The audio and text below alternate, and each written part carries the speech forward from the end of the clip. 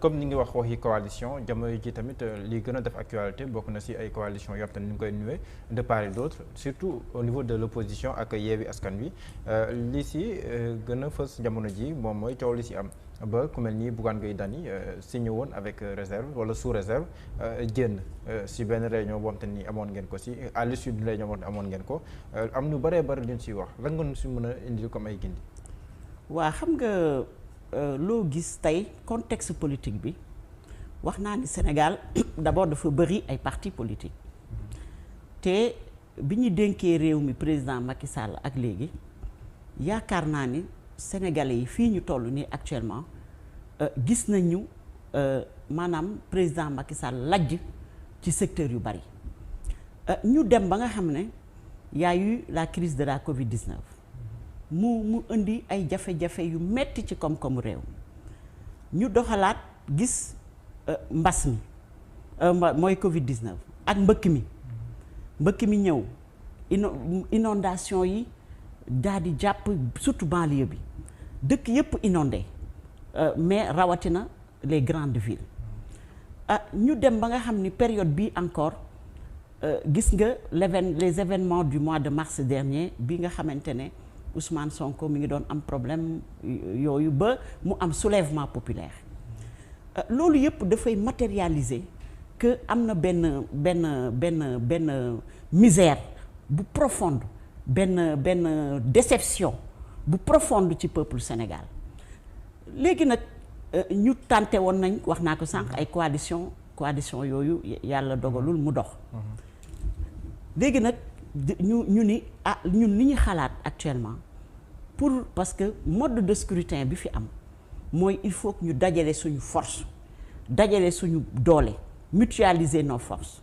mutualiser nos moyens mutualiser nos idées pour fexe ba gox-goxaat yi nga xam ni pratiquement Benno Bokk Yaakaar moo ko détenir am fa majorité ñu fexe ba majorité boobu dañ maire yi nga xam ni ñu ngi ci gestion gabégique détournement de fonds li leen askan bi di xaar gisu ko ñu changer loolu nag moo waral coalition bii di Yewwi Askan Wi juddu coalition bi nag jékki-jékkiwul rek juddu loo gis muy juddu dafa am yoon yoon bi nag mooy am na ay parti yu jógoon muy PUR muy Taxawu Sénégal muy PASTEF même avec y avait le PDS donc ñu waxtaan parce que mënoo di sumb dara di waxtaan à l'étape de waxtaan nga ne naa woo ñëpp pour ñu waxtaan loolu mënta nekk bi ñu waxtaanee ba juboo ci principe def nañ tournée kilifa yi doon waxtaan man de seet si nañ ma waxtaan ak man ma joxe sama accord ci li ñu waxtaan ñu woote cérémonie de signature yaakaar naa ne ni ñu ko defee ak man lañ ko defee ak keneen nañ ko defee ak Bougane def ko ak keneen alors bi ñu wootee cérémonie de signature ñëpp dem nañu ñi nga xam ni d'accord nañ ci principe bi signé nañu parce que tey amul benn coalition bu mag regardez Benno Bokk Yaakaar parce que notre ami Bougane couleur yi la wax ak logo bi ak effigie bi tout ça mais Benno Bokk Yaakaar y a le PS y a l'AFP y a d'autres partis y a même le PDS bis y a d'autres partis mais benn couleur moo fa am mooy marron beige mais est-ce que ñun dañu war a tey soo gisee li xew ci réew mi démocratie bi nga xam ni salfaañe nañ ko justice bi nga xam ni c'est à deux vitesses tey opposants yépp ñu ngi ci sursis ñaata opposants ñoo dem kaso président Wade Macky Sall bu la mënul jël directement yóbbu la kaso day créer dossier fu muy jaar pour mën la dugal ci kaso bi pour mën la noppiloo kon tey misère baa ngi gagner du terrain la santé moom dafa corona ci boppam la santé la justice wax naa ko léegi l'emploi des jeunes les jeunes sont désœuvrés tey boo gisee émeutes yi amoon au mois de mars ñu xam nañ ni loolu émeute maanaam désespoir la pour ma wane ni ñun bokkatuñu ci réew mi dañoo bedd ci réew mi ndax mënuñu fee am liggéey mënuñu fee am koom-koom mënuñu fee am jàmm loolu yépp nag buñ ko gisee ku ci nekk ci ñun am na loo bàyyi parce que couleur dafa am lu ko jiitu balaa ngay gëm sa bopp c'est important nga gëm sa bopp waaye ñun dañoo jiital gëm suñu réew gëm suñu réew nag coalition boo gis dina am ku nekk ci ñun loo bàyyi ndax ñun ay nit ay kilifa lañ ay kilifa yoo xam ne yor nañ fi ay responsabilités ay kilifa yoo xam ne kenn duñu tirer par le bout du nez yaakaar naa ni bi ñu defee loolu ba pare moom mu ñëw signer avec réserve te charte bi nga xamante ne moom lañ ñu jox ba ñu lire ko ba d'accord ko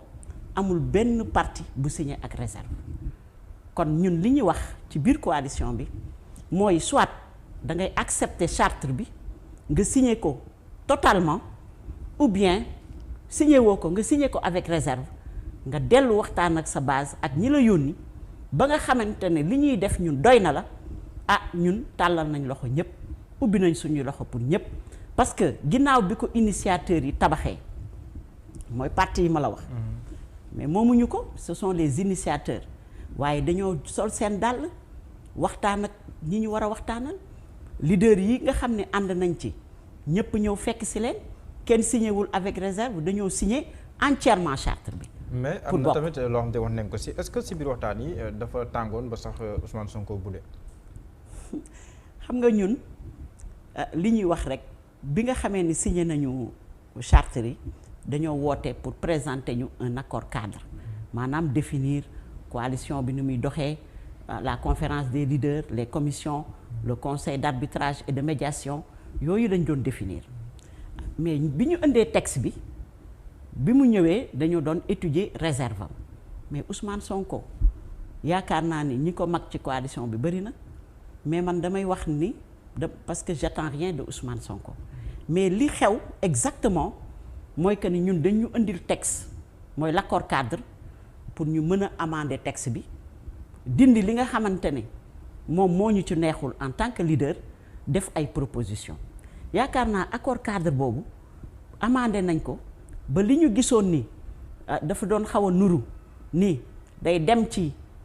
day jeng maanaam du refléter coalition lépp nag dindi nañ ko def ko tëgg ko noo xamante ne yaakaar naa leader yëpp kontaan nañ ci. kenn budewul. Ousmane Sonko budewul parce que Ousmane Sonko d'abord ku respecter leader yi fa nekk la Ousmane Sonko gisuma lu tax muy budde parce que tàmbali nañ liggéey bi commencé waxtaan peut-être que dafa am une contrainte génn na salle bi dem ñëwaat même pas une question de 20 minutes donc Ousmane Sonko ku respecter ñi fa nekk la Ousmane Sonko ku bàyyi boppam la dafa bàyyi cëru boppam bàyyi boppam mettre ko au service de la coalition muy man muy Khalifa Sall moom itam noonu lay doxee mi ngi dox médiation bu am maanaa ci diggante yi mi ngi déglu ñëpp lépp loo xam ne amendement la te mu jëm ci njëriñu coalition bi jëm ci njëriñu askan bi lépp quoi yooyu yëpp accepté nañ ko ci conférence des leaders. D'accord. yaakaar naa ni amul fii kenn benn parti wala benn organisation boo xam ni moom Yewwi Askan Wi xëy na am na ñu ko initier mais c'est un bien qui appartient à tous les partis politiques. mais ñoom est-ce que si ba tey si wax yi bu nekkee ne ñoom li tuddee la présidence tournante ñoom danoo première ñoom seen li ñu njëkkoon proposé moom mooy mu yem si initiateurs yi kese est-ce que tamit lu mel noonu tamit wane na que ñoom li nga koy waxee ni ñoom waj nañ leen boole nañ leen si mbir mi yéen ñëpp ngeen yéen a si yem est-ce que kon loolu day du révéler ne que mbir mi coalition bi naam yéen ñëpp na si nekk waaye am na ñoo xam ne nii da leen jox cër yoo xam ne ñeneen amuñu ko. waa xam nga yàlla suñu borom bi nga xamante ne mooy séddale yaakaar naa yemalewul ay cër ñun ñi ci nekk nee naa la ku nekk jox nañ la cër commission yi dañ ko départager commission bu nekk jox nañ ko un leader pour mu doxal ko commission communication commission finance et logistique commission nationale d'investiture le conseil d'arbitrage et de médiation ku ci nekk jox nañ ko leader pour mu doxal ko amul benn commission boo xam ne mi ngi nekk au-dessus de la conférence des leaders ñoom ñooy jël décision yi ensemble après discussion ku nekk nag mun nga def proposition mais proposition dañ koy amender mais nit mënul indi benn proposition rek nga ne sayee loolu lañ décider proposition ak décision bokkul bi ñu ñëwee proposer ni par exemple dafay am benn groupe restreint de décision ñun dañ ko amandé pour que lépp dellu si waat ci conférence des leaders yaakaar naa sama frère Bougane dafa xawoon a gaaw ci décision parce que ñun bi ñu fa nekkee toog dañu ñëwoon pour amender un texte bu ñu proposé donc texte boobu amandé nañ ko ba ñëpp kontaan ci léegi nag ñi ngi jublu ci liggéey bi ñi ngi jublu ci commission yi jublu la mise en place des commissions jublu ci investiture yi mise en place d'abord des coalitions au niveau des communes et des départements mais en même temps fexe préparer ay investiture parce que ku xam politique xam ni investiture nekkul lu yomb. est-ce que nekkul loolooy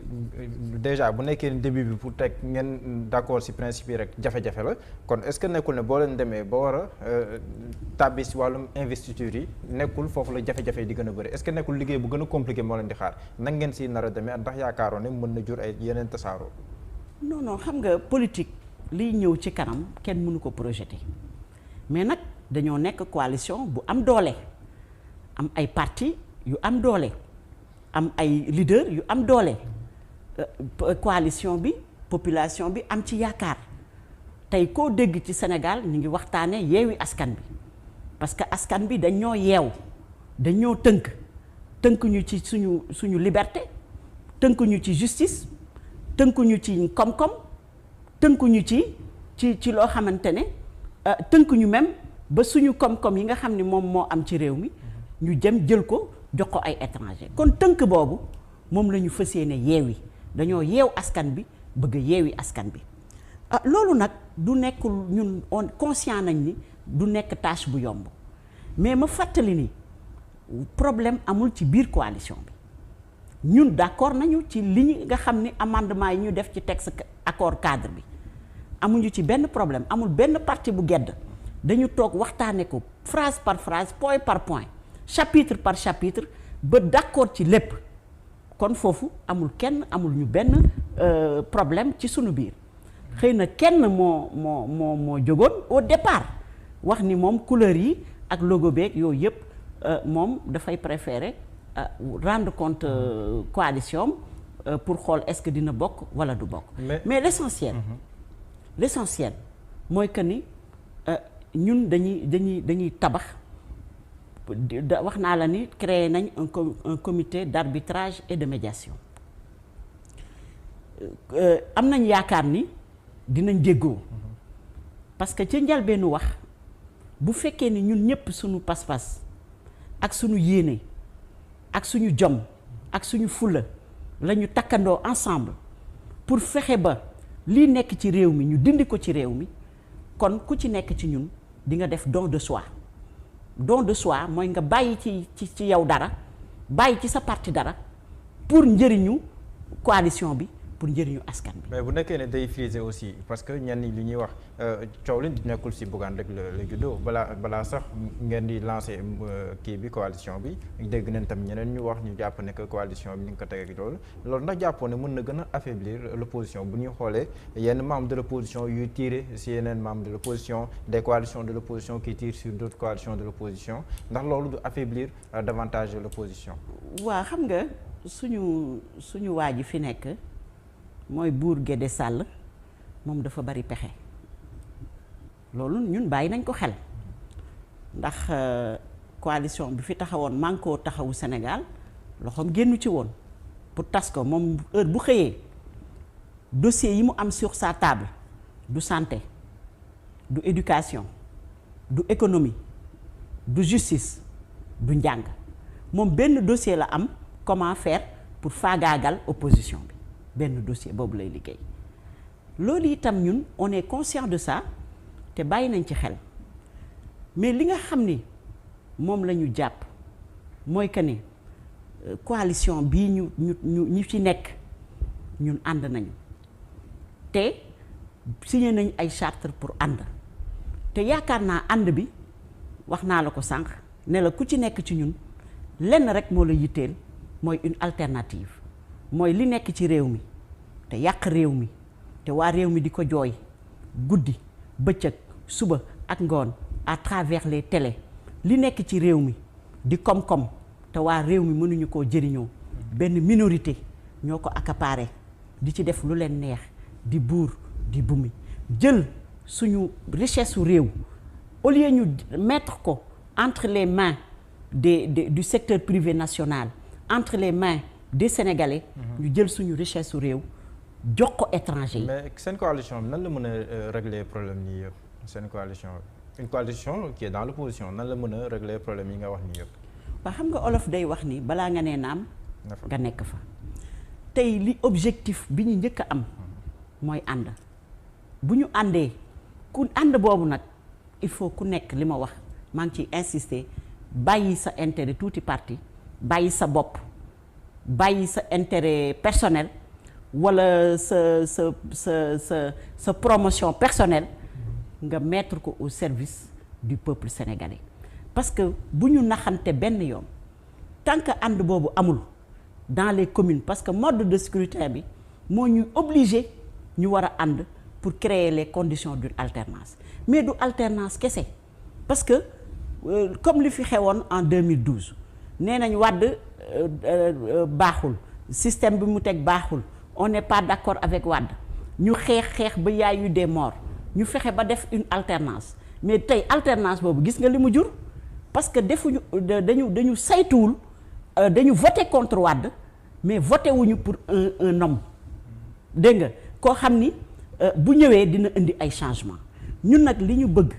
mooy première alternance am alternative am au niveau des communes. D'accord. waaw par exemple ànd boobu bu amee dañuy saytu parce que du ñu jékki-jékki rek ne nañ teg fii Pastef wala nañ teg fii appel 3J wala nañ teg fii nangam commune bu nekk département bu nekk dañuy xool leader bi nga xam ni mooy refléter commune bi mooy am na représentativité am na crédibilité yaakaar dellu siwaat ci moom bu ëllëgee buñ ko tegee adjoindre ko une équipe déjà changement notoire dina commencer am à partir de 2022 dina commencer am ñu percevoir ko mu am une perception positive de cette nouvelle équipe des nouvelles équipes qui vont se créer au niveau des bases kon li nga xam ni moo am solo mooy jóguñu pour jële fi nit rek teg fi nit dañ fi jóge pour jële fi ay nit ñi nga xam ni dañoo lajj ci seen gestion. D'accord. Population yi chaque jour ñu ngi sombrer dans la misère kon ñooñu lajj ci seen gestion dañuy tànn ñi nga xamante ne ay nit ñu crédible bu nekkee parti bu mu mën a nekk ñun pare nañ pour gunge ko bu ëllëgee mu indil ñu un meilleur système ba à partir de 2022 ñu jëm 2024 dinañ commencer population yi commencer yëg changement qualitatif yi nga xam ni moo commencé am ci commune. D'accord.